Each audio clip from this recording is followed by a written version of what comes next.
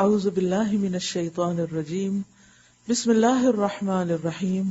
دنیا کی یہ زندگی جس کے نشے میں مست ہو کے اس مصنوعی ماحول میں تم اللہ کی نشانیوں کو بھولے ہوئے ہو، اس کی مثال ایسی ہے جیسے آسمان سے ہم نے پانی برسایا تو زمین کی پیداوار جسے آدمی اور جانور سب کھاتے ہیں خوب گھنی ہو گئی.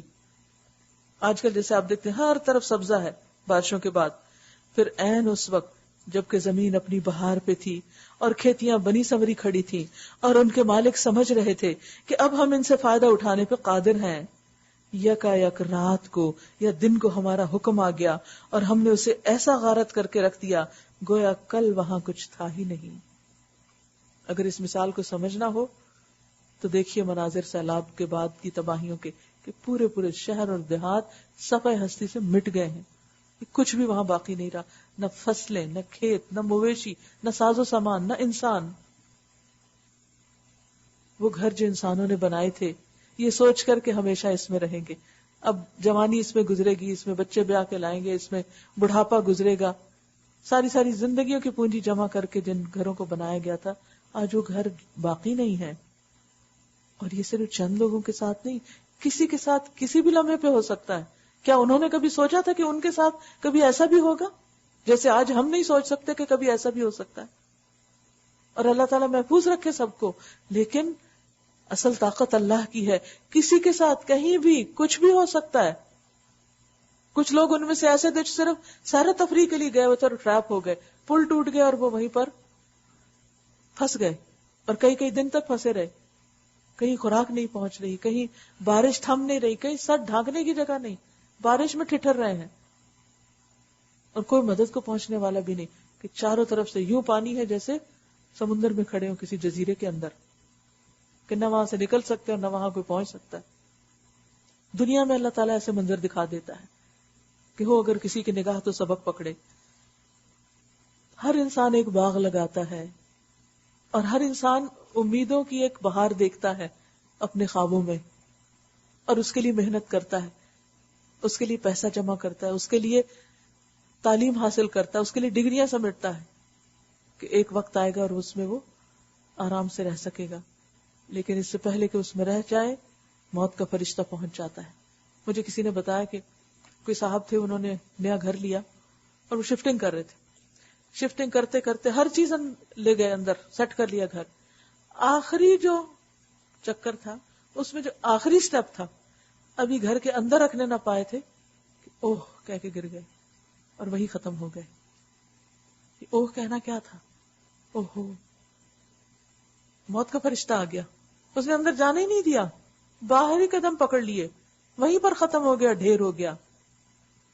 اور یہ بھی ایک شخص کی کہانی نہیں، بہت سوں کے ساتھ ایسا ہوتا ہے کہ انسان اپنے ہی لگائے ہوئے باغ کا پھل نہیں کھا سکتا، اپنے ہی بنائے ہوئے گھر میں نہیں رہ سکتا.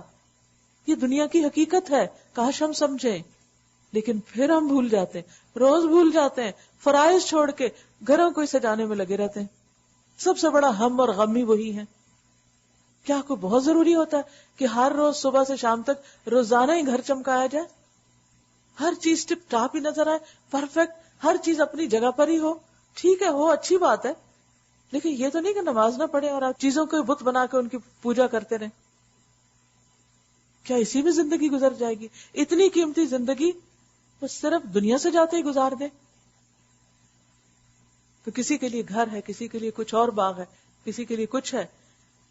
تو بات یہ ہے کہ یہ دنیا کی زندگی جتنا بھی اس میں بہار لے آئیں، اچانک اللہ کا حکم آ جاتا ہے اور ایسا غارت کر کے رکھ دیتا ہے کہ جیسے کل یہاں کچھ تھا ہی نہیں، کوئی بسا ہی نہ ہو. کألم تغن بالامس، سینکڑوں سالوں سے آباد شہر اور بستیاں کألم تغن بالامس ایسے نظر آ رہے ہیں جیسے کبھی یہاں کوئی زندگی کے آثار نہ تھے. اس طرح ہم نشانیاں کھول کھول کر پیش کرتے ہیں ان لوگوں کے لیے جو سوچنے سمجھنے والے ہیں. تم اس ناپائیدار زندگی کے فریب میں مبتلا ہو رہے ہو اور اللہ تمہیں دار السلام کی طرف دعوت دے رہا ہے، وہاں کے لیے تیاری کرو.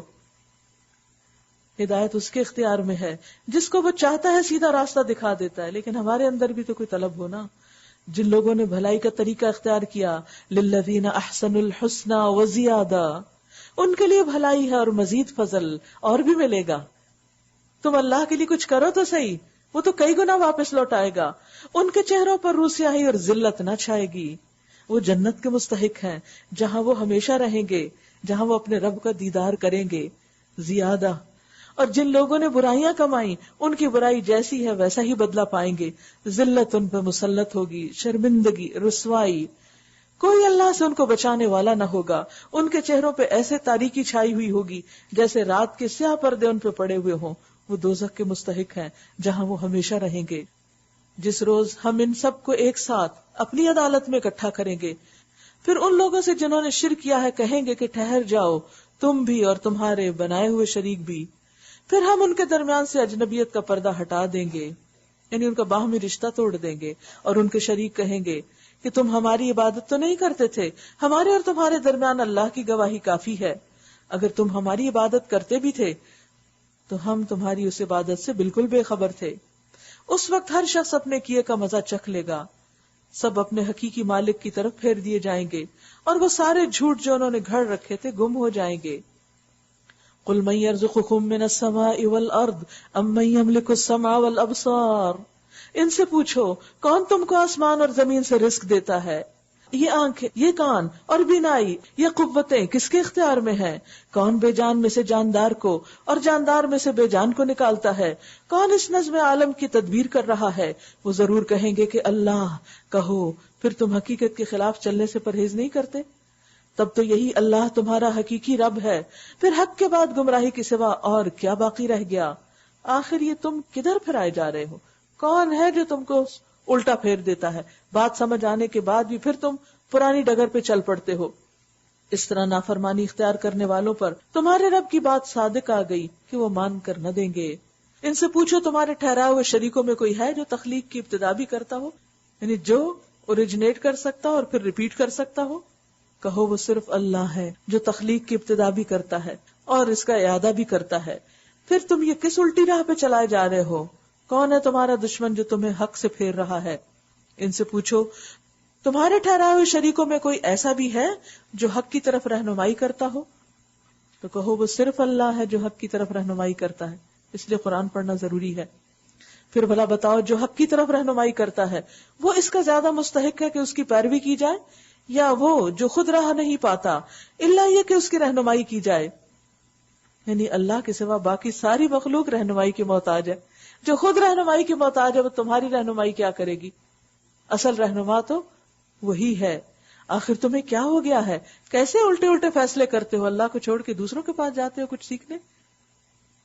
اسی لیے وہ دعا سکھائے گی نا کہ وَلَا تَجْعَلِ الدُّنْيَا أَكْبَرَ هَمِّنَا وَلَا مَبْلَغَ عِلْمِنَا. حقیقت یہ ہے کہ ان میں سے اکثر لوگ محض قیاس اور گمان کے پیچھے چلے جا رہے ہیں. اب دیکھیں دنیاوی علوم جتنے بھی ہیں ان کی بنیاد کیا ہے؟ انالوجی، قیاس، گمان. کچھ چیزوں کو ٹیسٹ کرتے ہیں، وقتی طور پر نظریہ قائم کرتے ہیں اور اس کے بعد پھر اس کو الٹا دیتے ہیں، پھر کوئی اور نئی ریسرچ آ جاتی، پھر کوئی نئی ریسرچ آ جاتی. تو اگر نئی ریسرچ نے کچھ اور بتایا اس کا مطلب پچھلی باتیں تو وہم و گمان تھی نا، پھر گمان ہی تھا، حقیقت تو نہ تھی. اگر حقیقت ہوتی تو نہ بدلتی. صرف ایک اللہ کا کلام ہے جو اصل حقیقت ہے جس میں کوئی تبدیلی نہیں. اس لیے لا ریب فیہ، اس میں کوئی شک نہیں. اس پر پورے یقین کے ساتھ اس سے ہدایت حاصل کرنی چاہیے.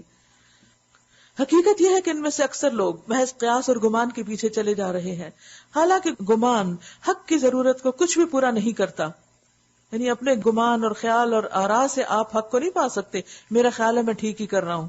دنیا کے معاملوں میں تو ہو سکتا ہے لیکن دین کے معاملے میں نہیں. میرا خیال کچھ نہیں، خیال وہی ٹھیک ہے جو قرآن و سنت کے مطابق ہے. جو کچھ یہ کر رہے ہیں اللہ اس کو خوب جانتا ہے، اور یہ قرآن وہ چیز نہیں جو اللہ کی وحی اور تعلیم کے بغیر تصنیف کر لیا جائے، بلکہ یہ تو جو کچھ پہلے آ چکا تھا اس کی تصدیق اور الکتاب کی تفصیل ہے. اس میں کوئی شک نہیں کہ یہ فرما روائے کائنات کی طرف سے ہے. کیا یہ لوگ کہتے ہیں پیغمبر نے اسے خود تصنیف کر لیا، خود گھڑ لیا؟ کہو اگر تم اپنے اس الزام میں سچے ہو تو ایک صورت اس جیسی بنا لاؤ، اور ایک خدا کو چھوڑ کر جس کو پکار سکتے ہو اپنی مدد کے لیے بلا لو. اصل یہ ہے کہ جو چیز ان کے علم کے گرفت میں نہیں آئی اور جس کا مال بھی ان کے سامنے نہیں آیا اس کو انہوں نے خواہ مخواہ اٹکل بچو جھٹلا دیا، یعنی بغیر ٹیسٹ کیے جھٹلا دیا. اسی طرح تو ان سے پہلے کے لوگ بھی جھٹلا چکے ہیں. پھر دیکھ لو کہ ان ظالموں کا کیا انجام ہوا. ان میں سے کچھ لوگ ایمان لائیں گے اور کچھ نہیں لائیں گے، اور تیرا رب ان مفسدوں کو خوب جانتا ہے. اگر یہ تجھے جھٹلاتے ہیں تو کہہ دے کہ میرا عمل میرے لیے ہے اور تمہارا عمل تمہارے لیے. جو کچھ میں کرتا ہوں اس کی ذمہ داری سے تم بری ہو، اور جو کچھ تم کر رہے ہو اس کی ذمہ داری سے میں بری ہوں. یعنی میرا کام ہے پہنچا دینا، پھر جو کچھ تم کرو گے اس کے ذمہ دار خود قرار پاؤ گے. ان میں سے بہت سے لوگ ہیں جو تیری بات سنتے ہیں، مگر کیا تو بہروں کو سنائے گا خواہ وہ کچھ نہ سمجھتے ہو؟ اس کا مطلب یہ ہے کہ سن کے جو سمجھے نا وہ گویا سن ہی نہیں رہا، وہ بہروں کی طرح ہے. وَمِنْهُمْ مَنْ يَنْظُرُ إِلَيْكَ، ان میں سے بہت سے لوگ ہیں جو تجھے دیکھتے ہیں، سر ہلاتے ہیں، کہتے ہیں ہاں ہاں بالکل ٹھیک ہے، مگر کیا تو اندھوں کو راستہ بتائے گا خواہ انہیں کچھ نہ سوچتا ہو؟ کئی دفعہ ایسا ہوتا ہے نا، آپ کو بات کرے تو دوسرا شخص سر ہلا رہا تھا، اگر اسے پوچھے کیا کہا تو کہے گا ہے ذرا دوبارہ کہیں. حقیقت یہ ہے کہ اللہ لوگوں پر ظلم نہیں کرتا، لوگ خود ہی اپنے اوپر ظلم کرتے ہیں. آج یہ دنیا کی زندگی میں مست ہیں، اور جس روز اللہ ان کو اکٹھا کرے گا تو یہی دنیا کی زندگی انہیں ایسے محسوس ہوگی گویا یہ محض ایک گھڑی بھر آپس میں جان پہچان کو ٹھہرے تھے. یہ ہے دنیا کی زندگی. 60-100 سال کی زندگی جب پیچھے پلٹ کے انسان دیکھتا ہے تو بس 1 منٹ کی زندگی ہے، 1 لمحہ. میں کبھی سے رک کے سوچتی اچھا یہ جو وقت ہے، یہ جو وقت ہے، یہ جو وقت ہے، تو اس کو کیچ کرنے کی کوشش کرتی ہوں، کیچ نہیں ہوتا. وقت آتا جاتا گزرتا جاتا، دوڑ رہا ہے دوڑ رہا ہے دوڑ رہا ہے. اب جتنا بھی پیچھے مرضی بھاگے اس کے، لیکن وہ دوڑ رہا ہے. تو پھر میں سوچتی ہوں اصل وقت کیا ہے میرے پاس، اصل وقت کتنا ہے؟ یہ لمحہ بس جو اس وقت میں گزار رہی ہوں. جو گزر چکا تو ہاتھ سے نکل گیا. میں جو بھی کروں، پوری دنیا کی دولت خرچ کروں، وہ 1 منٹ بھی واپس نہیں لا سکتی. اور آئندہ جو آنے والا ہے وہ تو ابھی آیا ہی نہیں، ہاتھ میں ہی نہیں. جو چیز ہاتھ میں نہیں وہ آپ کی نہیں. میرا کیا ہے؟ یہ لمحہ جو اس وقت میرے پاس ہے، اور مجھ سے دیکھا جا رہا ہے کہ میں اس وقت کیا کرتی ہوں. بہت سے لوگ ماضی کے غموں میں کھوئے رہتے ہیں، کچھ لوگ آئندہ کے خواب دیکھنے میں کھوئے رہتے ہیں، اور جو موجودہ وقت ہوتا ہے اس کو گنواتے چلے جاتے ہیں. حالانکہ ہماری زندگی بس یہی لمحہ ہے. جس نے اس لمحے کو پکڑ لیا، اس کو قید کر لیا، یعنی کس کے ذریعے؟ اچھے کام کے ذریعے، وہ کامیاب ہو گیا. اس کا ماضی بھی حسین ہو جائے گا کیونکہ اس نے آج اچھے کام کیے. تو آج کا اچھا کام ماضی بنتا جا رہا ہے، کل بنتا جا رہا ہے. تو جب وہ پلٹ کے دیکھے گا تو اس پر بھی خوش ہوگا کہ الحمدللہ کام کیا کچھ. اور اس کے لیے اگلے لمحوں کی فکر اس لیے نہیں کہ وہ تو ابھی دیکھے ہی نہیں. تو خوف، غم، ہراس، اس طرح کی چیزوں کی اس کو پرواہ نہیں ہوتی. اس کا سارا فوکس، کمپلیٹ فوکس کس پہ ہے؟ آج پہ. بہت سے وقت میں جب ہم کوئی اچھا ڈیسیژن نہیں لے پاتے، کچھ ہمارے پاس اپرچونٹیز ہوتی ہیں، ہم ٹالتے رہتے ہیں، انتظار کرتے رہتے ہیں. اچھا ابھی میں ڈیسائیڈڈ نہیں، اچھا یہ کر لوں وہ کر لوں، I don't know, I am not sure, اچھا. اور آج کا دن بھی گنوا دیتے ہیں. حالانکہ آج تو کام کریں ہم جو کر سکتے ہیں. آج تو اللہ کی نعمتوں سے فائدہ اٹھائیں. کل جب آئے گی دیکھی جائے گی. کل اللہ نے اگر کچھ اور لکھا ہے تو کل کسی پر کل فائدہ اٹھائیں گے. کل کے انتظار میں آج کو گنوا دینا انتہائی حماقت ہے. اور قیامت کے دن بھی کیا کہیں گے؟ کَأَلَّمْ يَلْبَثُوا إِلَّا سَاعَةً، 1 گھڑی من النہار، دن کی، یتعارفون بینہم، ابھی تو بس پہچانا ہی تھا، ایک دوسرے کو دیکھا ہی تھا بس. اور یہ ایک حقیقت ہے، آپ یقین کریں کسی انسان کے ساتھ آپ 100 سال بھی رہ لینا، آپ نہیں پہچان سکتے اس کو کس وقت اس کا دل بدل جائے. آپ سمجھ رہے ہوتے، اس نے سب سمجھ کے آپ سارا اپنے آپ اس کے مطابق ڈالتے، یا کہ یک کو اور مطالبہ کر دیتے، پھر آپ کہتے ہیں کہاں جاؤں. یعنی انسان اتنا انپریڈکٹیبل ہے، اتنا ناقابل اعتبار ہے کہ آپ کسی پہ تو کیا خود پہ بھی نہیں کر سکتے کہ اگلے لمحے آپ کیا ہوں گے. آج بڑی بڑی باتیں کر رہے ہیں، کل کچھ بھی نہیں کر رہے، سب کیا کرا بھول گیا. تو دنیا کی زندگی کی حقیقت یہی ہے. لوگوں کو سمجھنے میں ہی نہ رہ جائیں، جو کرنا ہے کر لیں، ان کی غلطیاں معاف کر کے کرتے جائیں کام اپنا، اور اس انتظار میں نہ رہ جائیں جب یہ ٹھیک ہو جائیں گے تو پھر میں بہت آرام سے کام کروں گی. انہوں نے کوئی نہیں ہونا، آپ انہیں کر لیں گے، تھوڑی دیر پھر بگڑے ہوئے ہوں. جو کرنا ہے وہ کر لیں، کسی بھی وجہ سے اپنی زندگی ضائع نہ کریں. ان لمحات کو ہاتھ سے نہ جانے دیں. Be productive, be proactive. اپنا ہر وقت سوچ کے رکھیں کہ آگے کیا کرنا ہے، آگے کیا کرنا ہے، آگے کیا کرنا ہے. کیونکہ ہر شخص کو دن میں 24 گھنٹے ملتے ہیں. سب غریب امیر جاہل عالم سب کو برابر کی دولت تقسیم ہوتی ہے. اینڈ آف دا ڈے کوئی فائدے میں ہوتے ہیں, کوئی لاس میں ہوتے ہیں. اور آج تو پتہ نہیں چل رہا نا کہ ہم کہاں کھڑے ہیں. کل جب سامنے آئے گی نا وہ رپورٹ, پھر ہوش آئے گی اور پھر کچھ کرنے کا وقت نہ ہوگا. تو اس لیے ہر غیر ضروری چیز سے اپنے آپ کو بچا کر ضروری اور اہم ترین پر فوکس کر لیں. اور اسپیشلی رمضان میں دیکھیں یہ لمحے اور بھی قیمتی ہوتے ہیں نا, کیونکہ سارا دن عبادت سے ہوتے ہیں, سارا دن دعائیں قبول ہوتی ہیں, سارا دن اچھے کام میں ہوتے ہیں. ان لمحوں سے اور زیادہ فائدہ اٹھائیں کہ اس میں مزید اور کیا ہو سکتا ہے. لغو باتوں میں, فضول چیزوں میں, ادھر ادھر کی, ان سے اپنے آپ کو محفوظ رکھیں. قد خسر الذین کذبوا بلقاء اللہ, تحقیق خسارے میں پڑ گئے وہ لوگ جنہوں نے اللہ کی ملاقات کو جھٹلا دیا اور ہرگز وہ راہ راست پہ نہ تھے. اپنے آپ سے پوچھیں کہ آپ کو واقعی یقین ہے کہ اللہ کے سامنے کھڑے ہونا جا کے, اور اس نے پوچھنا ہے. کسی انسان کے بارے میں بھی جب یقین ہوتا ہے نا کہ اس نے پوچھنا ہے, تو ہمارے کام کی کوالٹی کیسے ہو جاتی ہے. جن دفتروں میں فالو اپ ہوتا ہے نا, کوئی پوچھنے والا تو وہاں سب سیدھے رہتے ہیں, اور جن کو کوئی پوچھتا نہیں وہ اپنی منمانی کرتے ہیں.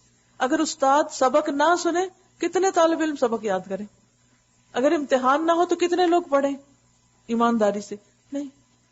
تو یہ بہت ضروری ہے کہ ہمارے دل میں ہر وقت یقین ہو کہ ایک دن خدا کے سامنے کھڑے ہونا ہے. اس سے کوئی بھی بچ کے جا ہی نہیں سکتا, کوئی اس جگہ کو پار کر ہی نہیں سکتا. جنت کا راستہ ادھر سے ہی گزرتا ہے. پھر جس کو وہ فیصلہ کرے گا کہ ادھر جاؤ تو وہ ادھر جائے گا, ورنہ دوسرا نہیں جا سکتا. اس ملاقات کا جتنا زیادہ یقین ہوگا عمل اتنے ہی اچھے ہوں گے, تقوی میں آپ کی ترقی ہوگی. اور جتنا یہ یقین اور احساس کم ہوگا اتنی ہی دنیا میں مستی زیادہ ہوگی اور دنیا میں دلچسپی زیادہ. اور ہرگز وہ راہ راست پر نہ تھے جن برے نتائج سے ہم انہیں ڈرا رہے ہیں. ان کا کوئی حصہ ہم تیرے جیتے جی دکھا دیں یا اس سے پہلے ہی تجھے اٹھا لیں, بہرحال انہیں آنا ہماری ہی طرف ہے, اور جو کچھ یہ کر رہے ہیں اس پر اللہ گواہ ہے. ہر امت کے لیے ایک رسول ہے, پھر جب کسی امت کے پاس اس کا رسول آ جاتا ہے تو اس کا فیصلہ پورے انصاف کے ساتھ چکا دیا جاتا ہے, اور اس پر ذرہ برابر ظلم نہیں کیا جاتا. کہتے ہیں اگر تمہاری یہ دھمکی سچی ہے تو آخر یہ کب پوری ہوگی؟ کہو میرے اختیار میں خود اپنا نفع و نقصان بھی نہیں. یہ کون کہہ رہا ہے کہ میرے اختیار میں اپنا نفع نقصان نہیں؟ نبی صلی اللہ علیہ وسلم سے کہلوایا جا رہا ہے آپ بتائیے کہ آپ بھی اپنے نفع نقصان کے مالک نہیں, تو پھر کوئی پیر اور بزرگ اور دوسری ہستیاں کہاں سے نفع نقصان کے مالک ہو سکتی؟ اور اہم انسان جن سے ہم ڈرتے ہیں, اگر ہم نے یہ نہ کیا تو یہاں سے ہمیں نقصان دے دیں گے, اگر یہ نہ کیا تو وہاں سے کر دیں گے. کچھ بھی نہیں کوئی کر سکتا. اللہ نے جو فائدہ آپ کے لیے لکھا وہ مل کر رہے گا, جلد نہیں تو بدیر لیکن مل کر رہے گا, اور جو نہیں لکھا وہ آپ کو نہیں ملے گا. لہذا لوگوں سے نہ ڈرو. وَلَا تَخْشَوْهُمْ وَاخْشَوْنِي. کہتے ہیں اگر تمہاری یہ دھمکی سچی ہے تو آخر یہ کب پوری ہوگی؟ یہ کون سی؟ قیامت کی. کہو میرے اختیار میں تو خود اپنا نفع و نقصان بھی نہیں. سب کچھ اللہ کی مشیت پر موقوف ہے, جیسے وہ چاہے ویسا ہوگا. ہر امت کے لیے مہلت کی ایک مدت ہے, جب یہ مدت پوری ہو جاتی ہے تو گھڑی بھر کی تقدیم و تاخیر بھی نہیں ہوتی. ان سے کہو کبھی تم نے سوچا کہ اگر اللہ کا عذاب اچانک رات کو یا دن کو آ جائے تو تم کیا کر سکتے ہو؟ آخر یہ ایسی کون سی چیز ہے جس کے لیے مجرم جلدی مچائیں؟ نبی صلی اللہ علیہ وسلم جب لوگوں کو ہدایت کے لیے بلاتے تو لوگ کہتے کہ اگر آپ سچے تو عذاب لے آئے, نہیں آئے تو اس کا مطلب ہم سچے ہیں. کیونکہ عذاب ایسی چیز ہے جس کے لیے تم جلدی مچا رہے ہو اور خود مانگ رہے ہو. کیا جب وہ تم پر آ پڑے اسی وقت تم اسے مانو گے؟ اب بچنا چاہتے ہو حالانکہ تم خود ہی اس کے جلدی آنے کا تقاضا کر رہے تھے. پھر ظالموں سے کہا جائے گا کہ اب ہمیشہ کے عذاب کا مزہ چکھو.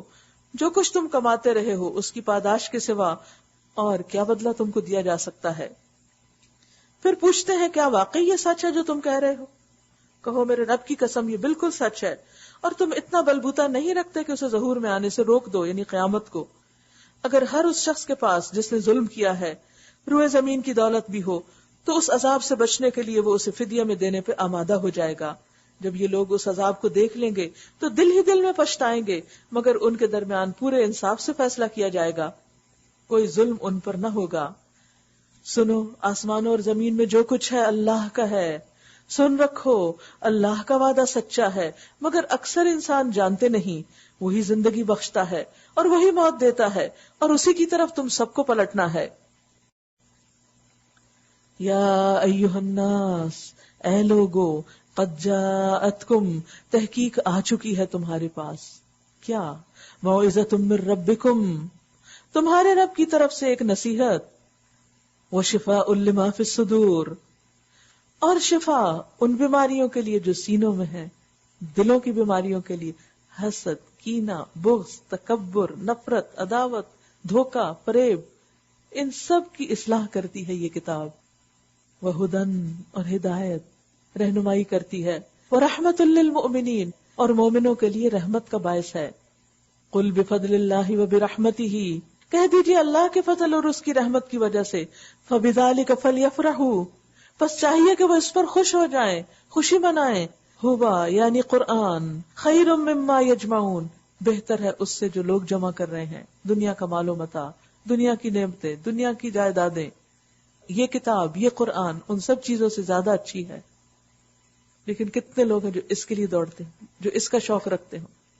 تو یہاں کتاب کا ایک تعارف بھی کرا دیا گیا. ایک تو موعظت ہے. موعظت وہ چیز ہوتی ہے، وہ نصیحت ہے جو دل کو ٹچ کر جائے. پھر شفا ہے، کیونکہ انسان کا صرف جسم ہی نہیں، اس کی روح بھی ہے. صرف جسم بیمار نہیں ہوتا، وہ تو ہوتا ہے، نظر آ جاتا ہے، لیکن روح بھی بیمار ہوتی ہے. اس بیماری کا علاج صرف قرآن میں ہے، کہیں اور نہیں، کسی اور کے پاس نہیں. آپ نے دیکھو گا اچھا بھلا پڑھا لکھا سمجھدار عقل مند شخص بعض اوقات انتہائی بےہودگی پہ اتر آتا ہے. کیوں؟ یہ شیطان غالب آ جاتا ہے. اب اس کا علاج کیا ہو؟ جب انسان ایک غلطی کر لیتا ہے پھر اس غلطی پہ اور اصرار اور ایک پہ ایک کرتا چلا جاتا ہے. کبھی نہ سوچیے کہ ہم نے قرآن پڑھ لیا یا پڑھا لیا تو ہم بڑے نیک ہو گئے اور ہمیشہ کے لیے ہو گئے. ہمیشہ غلطیاں ہو سکتی ہیں، لیکن عموماً کب ہوتی ہیں؟ جب وہ قرآن سے دور ہوتا ہے، قرآن کی مجلس سے دور ہوتا ہے، اللہ کے ذکر سے دور ہوتا ہے، قرآن اس کے دل کو ٹچ نہیں کر رہا ہوتا، اور پھر وہ بیمار ہوتا ہے. یعنی کوئی بھی شخص دین پڑھا کر یا اچھے اخلاق سے بد اخلاقی کی طرف جائے تو آپ اس سے کیسے ڈیل کریں گے؟ جیسے ایک بیمار سے کرتے ہیں. کوئی بیمار ہے، جیسے جب کوئی بیمار ہوتا ہے تو ہم اس کو رعایت اور رخصت دیتے ہیں نا. دین بھی دیتا ہے، نماز بیٹھ کے پڑھ لو، اور اسی طرح کی کئی ایکسکیوزز مل جاتے ہیں. تو اب اس کا علاج کیا ہے؟ جب آپ کو پتا ہو کہ آپ کا بچہ بیمار ہے تو آپ کیا کریں گے؟ علاج کریں گے کہ چھوڑ دیں گے؟ خود ہی ٹھیک ہو جائے گا، رو رو کے چپ ہو جائے گا؟ نہیں، علاج کریں گے. تو روح کی بیماریوں کا علاج قرآن میں ہے، قرآن کی مجلسوں میں ہے. کیونکہ اکیلے بیٹھ کے جتنا مرضی پڑھ لے قرآن، دل پہ وہ اثر ہوتا ہی نہیں جتنا سب کے بیچ میں بیٹھ کے ہوتا ہے. دل نرم ہوتے ہیں اور پھر راہ بھی ملتی جاتی ہے. اچھا، اب آئندہ کرنا کیا ہے؟ دیکھیے، کوئی بھی پروگرام ادھورا پروگرام ہے جس میں صرف کیا ہو؟ علاج ہو. اچھا ڈاکٹر وہ ہوتا ہے کہ جو صرف آپ کو ٹریٹ نہیں کرتا بلکہ آئندہ کے لیے اپنی صحت کو مینٹین رکھنے کے لیے اگلا پروگرام بھی ساتھ بتاتا ہے کہ آئندہ آپ کیا کیا ایکسرسائز کریں گے، کیا کھائیں گے، کیسے جئیں گے. جیسے کوئی ہارٹ پیشنٹ ہوتا ہے، کسی کو ہارٹ اٹیک ہو جائے تو وہ یہ تھوڑی ہوتا کہ فون کر کے ڈاکٹر سے کوئی دوائی منگا لیتا اور بس. تو پوری انویسٹیگیشن ہوتی ہے، مرض کیا ہے، پھر علاج ہوتا ہے، اور پھر اس کے بعد پورا لائف سٹائل چینج ہو جاتا ہے کہ اس کے بغیر صحت مند رہ ہی نہیں سکتا انسان. تو اسی طرح اگر ہم سمجھتے ہیں کہ ہمارے اندر کوئی فرسٹریشن ہے، کوئی غم ہے، غصہ ہے، کوئی اسی طرح کے حسد، بغض آ گیا ہے، کسی کے خلاف نفرت آ گئی ہے، تو اس کے علاج کے لیے ڈاکٹر سے رجوع کریں. اور پھر قرآن جب آپ پڑھیں گے، سنیں گے، شفا بھی ہوگی، آئندہ کا پلان بھی ملے گا، اور رحمت جس کو اللہ سبحانہ وتعالیٰ نے جنت کے طور پہ بھی بتایا، اچھا انجام بھی ملے گا. جس کو یہ سب کچھ مل جائے، جس کا دل نرم ہو جائے، جس کی بیماریوں کا علاج ہو جائے، جس کو آئندہ زندگی کے لیے راستہ مل جائے، اور جس کو اچھا انجام نصیب ہو جائے، اس سے بڑھ کر خوش قسمت کون ہو سکتا ہے؟ وہی اصل کامیاب ہے. اسی لیے فرمایا کہ جس کو یہ مل گیا اسے خوش ہو جانا چاہیے، کیونکہ اسے سب لوگوں سے زیادہ قیمتی دولت مل گئی جو لوگوں کے پاس ہے. وہ سب سے بہتر سودا کر رہا ہے. لیکن یہ بات عام طور پر لوگوں کی سمجھ میں آتی نہیں. اے نبی، ان سے کہیے تم لوگوں نے کبھی یہ بھی سوچا کہ جو رزق اللہ نے تمہارے لیے اتارا تھا اس میں سے تم نے خود ہی کسی کو حرام اور کسی کو حلال ٹھہرا لیا؟ ان سے پوچھو اللہ نے تم کو اس کی اجازت دی تھی یا تم اللہ پر افطرا کر رہے ہو؟ جو لوگ اللہ پہ یہ جھوٹا افطرا باندھتے ہیں ان کا کیا گمان ہے کہ قیامت کے روز ان سے کیا معاملہ ہوگا؟ اللہ تو لوگوں پر مہربانی کی نظر رکھتا ہے، مگر اکثر انسان ایسے ہیں جو شکر نہیں کرتے۔ اے نبی صلی اللہ علیہ وسلم، تم جس حال میں بھی ہوتے ہو اور قرآن میں سے جو کچھ بھی سناتے ہو، اور لوگوں تم بھی جو کچھ کرتے ہو، جو کچھ بھی کرتے ہو، اس سب کے دوران ہم تم کو دیکھتے رہتے ہیں۔ عام کام کرتے ہو اور قرآن پڑھتے ہوئے کیا کیا کر رہے ہو، باتیں کر رہے ہو، اشارے کر رہے ہو، کروٹیں بدل رہے ہو، کیا کر رہے ہو، یہ سب ہم دیکھ رہے ہوتے ہیں۔ اور یہ اللہ کا دیکھنا تو ویسے بھی سب کو پتہ ہی کہ وہ دیکھتا ہے، لیکن خاص طور پر ان دو حالتوں کو مینشن کیا گیا، ایک تو یہ کہ کوئی بھی حالت، اور ایک وما تتلو منہ من قرآن، قرآن پڑھتے وقت اس وقت ہمارا طرز عمل کیا ہوتا ہے، اور پھر تم جو کچھ بھی کرتے ہو۔ یہاں نماز کا بھی ذکر نہیں آیا کہ جب تم نماز پڑھے تو ہم دیکھ رہے ہوتے ہیں، وہ اس وقت بھی دیکھ رہا ہوتا ہے اللہ۔ باقی فی شان ہر حالت کا بھی ذکر کر دیا گیا، اور من عمل ان کاموں کا بھی ذکر کر دیا گیا۔ تو حالت اور کاموں کے بیچ میں جس چیز کو مینشن کیا گیا وہ قرآن ہے، کہ بطور خاص انسان اللہ کی نظر میں ہوتا ہے جب اللہ کی کتاب پڑھ رہا ہوتا ہے۔ اب مثلا اگر آپ کی کوئی چیز ہو، قیمتی چیز، اور آپ کسی کے ذریعے اٹھا کے وہاں لے جاؤ، تو آپ پیچھے سے دیکھتے نہیں رہتے کہ اچھا یہ کدھر لے کے جا رہا ہے، اور صحیح اٹھایا ہے، صحیح رکھا ہے؟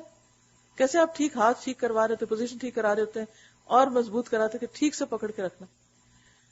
تو قرآن اللہ کا کلام ہے، جب بندے اس کو پڑھتے ہیں تو اللہ دیکھتا ہے کتنے شوق سے پڑھ رہے ہیں، کیا محبت ہے ان کے دلوں میں، کیا خشیت ہے، کس دل سے اس کو لے رہے ہیں۔ ہم سب بھی اپنے دلوں کا جائزہ لیا کریں کہ ہم کس خوشی کے ساتھ اس کو لیتے ہیں۔ اس سب کے دوران میں ہم تم کو دیکھتے رہتے ہیں، کوئی ذرہ برابر چیز آسمان اور زمین میں ایسی نہیں، نہ چھوٹی نہ بڑی، جو تیرے رب کی نظر سے پوشیدہ ہو اور ایک صاف دفتر میں درج نہ ہو۔ سب لکھا ہے، ایک ریکارڈ مینٹین ہے، اس کا سب کا ڈیٹا سٹوریج میں ہے۔ سنو، جو اللہ کے دوست ہیں، جو ایمان لائے اور جنہوں نے تقوی کا رویہ اختیار کیا، ان کے لیے کسی خوف اور رنج کا موقع نہیں۔ الا ان اولیاء اللہ، اولیاء اللہ لا خوف علیہم ولا هم یحزنون۔ کون ہے اولیاء اللہ؟ الذین آمنوا وکانوا یتقون، جو ایمان لا کر تقوی اختیار کرتے ہیں۔ کیا ہے ان کے لیے؟ لہم البشری فی الحیات الدنیا، ان کے لیے دنیا کی زندگی میں بھی خوشخبریاں ہیں۔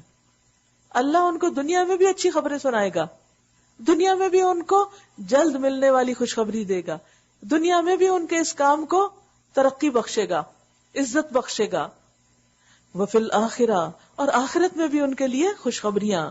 لا تبدیل لکلمات اللہ، اللہ کی بات کو کوئی نہیں بدل سکتا، اللہ خود بھی نہیں بدلتا، وہ اپنے عہد پر قائم ہے۔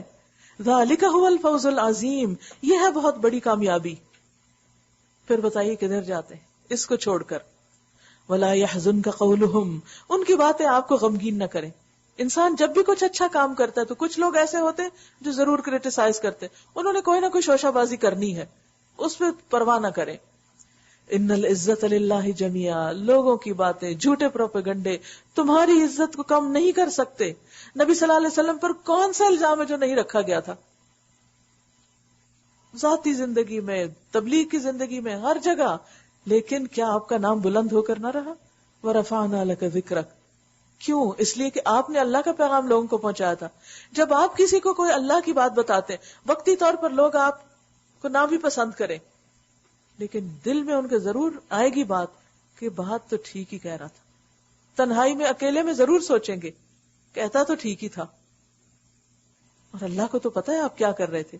لہذا کبھی بھی انسان عزت جانے کے ڈر سے اچھی بات بتانا، اچھا کام کرنا نہ چھوڑے، کیونکہ وقتی طور پر اگر کچھ بادل آ بھی گئے تو اللہ تعالیٰ بہت جلد اس کی اصلاح کر دے گا، دوبارہ سورج چمک اٹھے گا، آپ کی عزت کو کوئی نقصان نہیں دے سکتا۔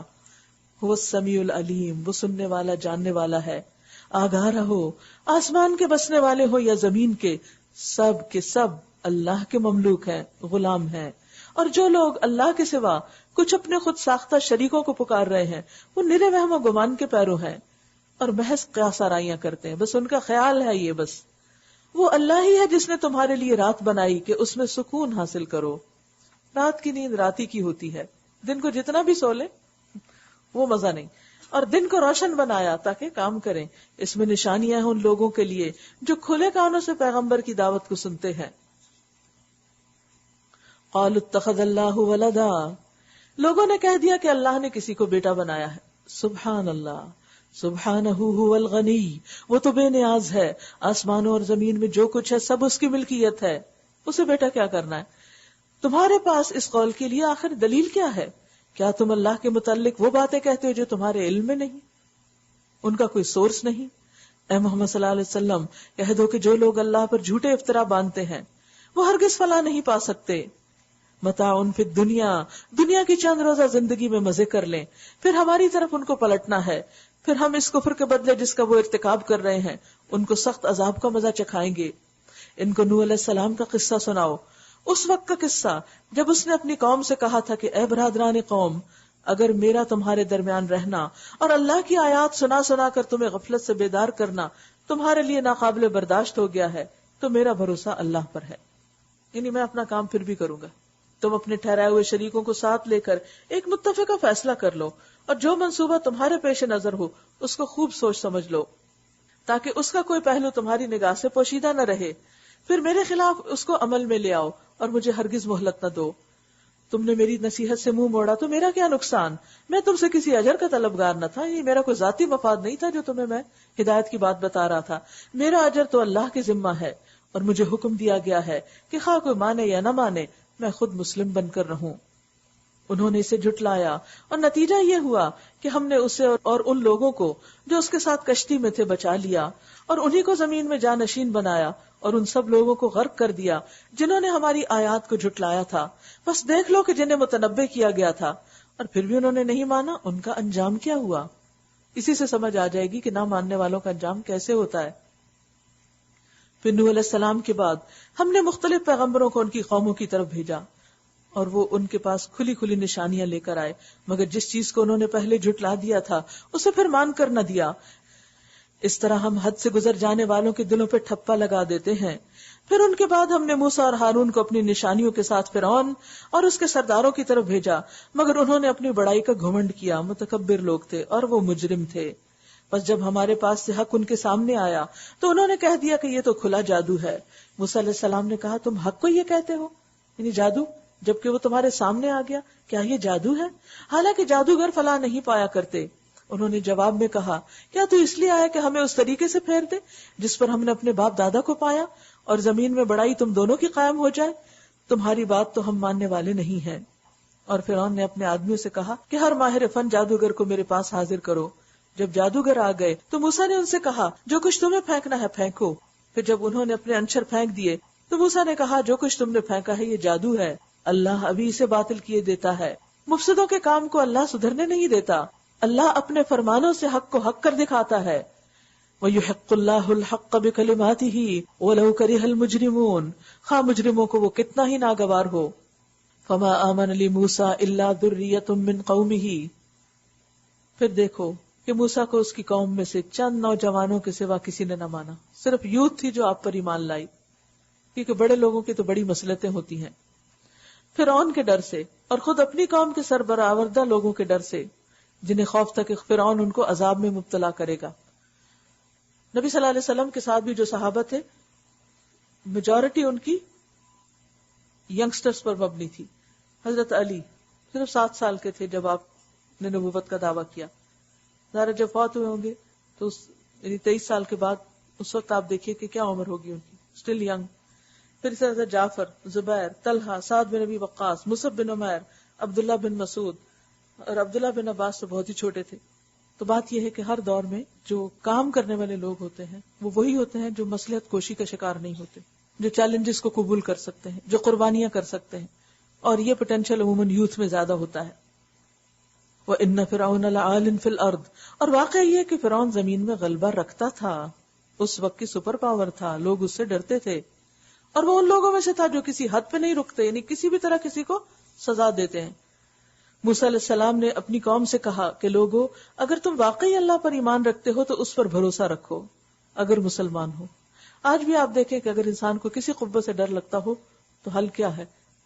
ایمان کا تقاضا کیا ہے کہ انسان اللہ پہ توکل کر کے اللہ کا حکم مانتا چلا جائے. انہوں نے جواب دیا ہم نے اللہ ہی پر بھروسہ کیا. اللہ توکلنا ربنا لا تجعلنا فتنة للقوم الظالمین ونجنا برحمتک من القوم الکافرین. ہم نے اللہ پر بھروسہ کیا، اے ہمارے رب ہمیں ظالموں کے لیے فتنہ نہ بنا اور اپنی رحمت سے ہم کو کافروں سے نجات دے. اور ہم نے موسیٰ اور اس کے بھائی کو اشارہ کیا کہ مصر میں چند مکان اپنی قوم کے لیے مہیا کرو اور اپنے ان مکانوں کو قبلہ ٹھہرا لو اور نماز قائم کرو اور اہل ایمان کو بشارت دے دو. تو اس سے پتہ یہ چلتا ہے کہ اگر اہل ایمان پر کوئی ایسا دور آ جائے کہ جہاں وہ مسجد بھی نہ جا سکیں، مسجدوں پر داخلہ ہی بند ہو جائے، یا خوف و ہراس کی کیفیت ہو، یا کوئی ایسی اویلیبلٹی ہی نہ ہو، تو اس صورت میں پھر کیا اسٹریٹجی ہونی چاہیے؟ گھروں کو مسجد بنا لے، گھروں کو قبلہ بنا لے، یعنی گھروں کو مرکز بنا لے. گھروں میں عبادت کریں، لیکن پھر بھی اجتماعی عبادت کریں، مل جل کر عبادت کریں. پھر بھی بڑے پیمانے پر نہیں تو چھوٹے پیمانے پر اکٹھے ہو کر کام کریں. موسیٰ علیہ السلام نے دعا کی، اے ہمارے رب تو نے فرعون اور اس کے سرداروں کو دنیا کی زندگی میں زینت اور اموال سے نواز رکھا ہے. اے رب کیا یہ اس لیے ہے کہ وہ لوگوں کو تیری راہ سے بھٹکائیں؟ اے رب ان کے مال غارت کر دے اور ان کے دلوں پر ایسی مہر کر دے کہ ایمان نہ لائیں جب تک دردناک عذاب نہ دیکھ لیں. اللہ تعالیٰ نے جواب میں فرمایا، تم دونوں کی دعا قبول کی گئی، ثابت قدم رہو اور ان لوگوں کے طریقے کی ہرگز پیروی نہ کرو جو علم نہیں رکھتے. یہاں بھی ایک معیار دے دیا گیا کہ کس کی پیروی کرنی ہے اور کس کی نہیں، کس کی بات ماننی ہے اور کس کی نہیں. اور یہ صرف دین کے معاملے میں نہیں، دنیا کے معاملے میں بھی. کسی بھی پیشے میں جب آپ کنسلٹنسی لیتے ہیں تو جاہلوں سے تھوڑی لیتے ہیں، اسی سے لیتے ہیں جس کے پاس علم ہوتا ہے. اور ہم بنی اسرائیل کو سمندر سے گزار لے گئے، پھر فرعون اور اس کے لشکر ظلم اور زیادتی کی غرض سے ان کے پیچھے چلے، حتیٰ کہ جب فرعون ڈوبنے لگا تو بول اٹھا، میں نے مان لیا خداوند حقیقی اس کے سوا کوئی نہیں ہے جس پر بنی اسرائیل ایمان لائے، اور میں بھی سر اطاعت جھکا دینے والوں میں سے ہوں. جواب دیا گیا، آنا، اب، حالانکہ اس سے پہلے تک تو نافرمانی کرتا رہا اور فساد برپا کرنے والوں میں سے تھا، اب تو ہم صرف تیری لاش ہی کو بچائیں گے تاکہ تو بعد کی نسلوں کے لیے نشان عبرت بنے. اور آپ میں سے بہت سے لوگوں نے اب انٹرنیٹ پہ وہ تصویر دیکھی ہوگی کہ جو فرعون کی ممی کی ہے، یعنی اس کے مرنے کے بعد جو اس کی جسم کو پریزرو کیا گیا تھا. تو یہ قرآن میں 14 سال پہلے بتا دیا گیا کہ تیرے بدن کو ہم محفوظ کر لیں گے. اگرچہ بہت سے انسان ہیں جو ہماری نشانیوں سے غفلت برتتے ہیں، دیکھتے ہی نہیں، سامنے بھی ہوتی چیز انہیں نظر نہیں آتی. ہم نے بنی اسرائیل کو بہت اچھا ٹھکانہ دیا اور نہایت عمدہ وسائل زندگی انہیں عطا کیے. پھر انہوں نے باہم اختلاف نہیں کیا مگر اس وقت جب کہ ان کے پاس علم آ چکا تھا. ہوتا یہ ہے کہ جب انسان کے پاس کوئی چیز نہیں ہوتی تو وہ اس کے لیے طلب رکھتا ہے، تڑپتا ہے، مانگتا ہے. جب ایک چیز پوری ہو جاتی پھر دوسری مانگتا ہے، دوسری پوری ہو جاتی تو تیسری مانگتا ہے. تو آپ دیکھیں کہ جب انسان بچہ ہوتا ہے تو اس کی طلب کچھ اور ہوتی ہے، جوان ہوتا ہے تو پھر اس کی کچھ اور ہوتی ہے، پڑھ لکھ جاتا ہے تو اس کی طلب کچھ اور ہو جاتی ہے، جب شادی ہو جاتی ہے تو طلب کچھ اور ہوتی ہے، بڑھاپے میں پھر طلب کچھ اور ہوتی ہے. زندگی کے سٹیجز کے بدلنے کے ساتھ ساتھ انسان کی دلچسپیاں بھی بدلتی چلی جاتی ہیں اور انسان ایک حال میں رہ سکتا ہی نہیں. تو ایسے میں پھر انسان کیا کرے، پھر کیا کرنا چاہیے؟ ایک تو یہ کہ کسی حالت کو پرماننٹ حالت نہ سمجھے، تبدیلیاں آئیں گی، چینجز ہوں گی. دوسرا یہ کہ جس حال میں بھی ہو اس پہ شکر ادا کریں اللہ کا. اب آپ دیکھیں کہ انسان کو جب ایک سے دوسری چیز مل جاتی ہے تو اس کے اندر پھر سرکشی بھی آنے لگتی ہے. جب آپ کی ہر دعا پوری ہونے لگتی ہے نا، آپ کی جسمانی ضرورتیں بھی پوری ہو رہی ہیں، کھانا، کپڑا، لباس، نیند، آرام، گھر، سب کچھ ہے.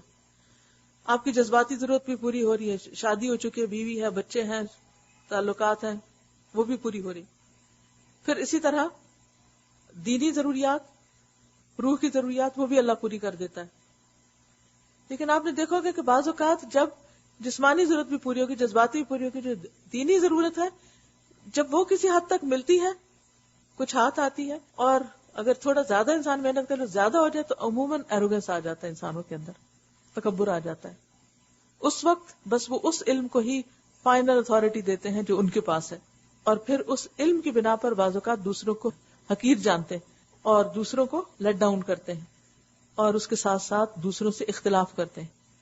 تو یہاں اسی کا ذکر ہے کہ نہایت عمدہ وسائل زندگی ملے لیکن پھر بھی اختلاف کیا. اگر انسان کائنات میں غور کرے، اپنے کو ملنے والی نعمتوں پہ غور کرے تو اس کی توجہ بڑھ جائے اور پھر وہ یہ کام نہ کرے. یقیناً تیرا رب قیامت کے روز ان کے درمیان اس چیز کا فیصلہ کر دے گا جس میں وہ اختلاف کرتے رہے ہیں. اب اگر تجھے اس ہدایت کی طرف سے کچھ بھی شک ہو جو ہم نے تجھ پر نازل کی، نبی صلی اللہ علیہ وسلم کو خطاب ہے کہ اگر قرآن کے ملنے پر کچھ بھی شک ہے تو ان لوگوں سے پوچھ لے جو پہلے سے کتاب پڑھ رہے ہیں. فی الواقع یہ تیرے پاس حق ہی آیا ہے تیرے رب کی طرف سے، لہٰذا تو شک کرنے والوں میں سے نہ ہو اور ان لوگوں میں نہ شامل ہو جنہوں نے اللہ کی آیات کو جھٹلایا، ورنہ تو نقصان اٹھانے والوں میں سے ہوگا. حقیقت یہ ہے کہ جن لوگوں پر تیرے رب کا قول راست آ گیا ان کے سامنے خواہ کوئی نشانی بھی لا کے دکھاؤ، کوئی بھی آ جائے، وہ کبھی ایمان نہیں لا کے دیتے جب تک کہ دردناک عذاب سامنے نہ آتا دیکھ لیں. پھر کیا ایسی کوئی مثال ہے کہ ایک بستی عذاب دیکھ کر ایمان لائی ہو اور اس کا ایمان اس کے لیے نفع بخش ثابت ہوا ہو؟ یونس علیہ السلام کی قوم کے سوا اس کی کوئی مثال نہیں. وہ قوم جب ایمان لے آئی تھی تو البتہ ہم نے اس پر سے دنیا کی زندگی میں رسوائی کا عذاب ٹال دیا تھا اور اس کو ایک مدت تک بہرہ مند ہونے کا موقع دیا تھا. حقیقت یہ ہے کہ انسان کی بہت سی ذہن سازی قرآن پڑھنے کے بعد ہوتی ہے. اور یہاں پر ذکر کیا گیا قوم یونس کا. کسی بستی میں جب پیغمبر آتے تھے تو پھر کیا ہوتا تھا، وہ بستی اگر نہیں مانتی تھی تو اس کو پکڑ لیا جاتا تھا. اب یہاں پر بھی ذکر کیا جا رہا ہے کہ ایک بستی ایسی تھی کہ جس کے پاس اللہ نے عذاب بھیجا، لیکن چونکہ ان کا پیغمبر ان کو چھوڑ کے جا چکا تھا تو جب انہوں نے توبہ کرنی شروع کی تو اللہ نے ان کی توبہ قبول کر لی اور دوسری طرف پیغمبر کو پکڑ لیا، یونس علیہ السلام، اور انہی کے نام سے یہ صورت ہے. تو بات یہ ہے کہ مثالیں تو موجود ہیں اگر ہم دیکھنے اور پڑھنے والے ہوں. وہ قوم جب ایمان لے آئی تھی تو البتہ ہم نے اس پر سے دنیا کی زندگی میں رسوائی کا عذاب ٹال دیا اور اس کو ایک مدت تک زندگی سے بہرہ مند ہونے کا موقع دے دیا. اگر تیرے رب کی مشیت یہ نہ ہوتی کہ زمین میں سب مومن اور فرما برداری ہو تو سارے اہل زمین ایمان لے آئے ہوتے.